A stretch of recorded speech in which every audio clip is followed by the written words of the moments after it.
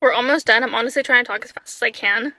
Not to go backwards, but to add on that candle making thing, I seen these and got the idea that you can thrift any little container and fill it with wax and make a candle out of like any container you have or you thrift.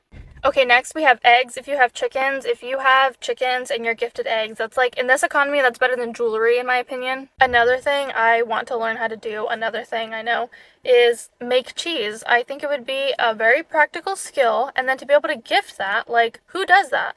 Now, the pressed butter is something that I've had my mind on for a long time. I don't know where I seen it, but once I saw it, I could not get it out of my mind. I want to buy these molds for butter because look at this.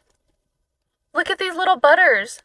Are you kidding me? Sourdough and some molded butter. I would love you forever. Next we have scrapbook. I feel like that's an age-old gift that when people think about it, they think of those like cheesy little things from Michael's, you know, like those like stickers and stuff, but it really doesn't have to be cheesy. I just made one for my friend recently with some packs of like little stencils and stuff that I got from Amazon. So it was pretty inexpensive and I made it look really like vintage. It was cute. And last, we have decorative chocolates or candies. I spent a lot of time on Food Talk and I ended up on like Candy Talk and seeing these girls make candies. And I want to do it. I also know you can buy chocolate molds on Amazon, like to make chocolate bars. Like, look at how pretty these are. If you made a ton like that, just put them in a little box with a little bow. That is better than buying a box of chocolates from Walmart, in my opinion. There's a ton of this kind of inspiration on Pinterest.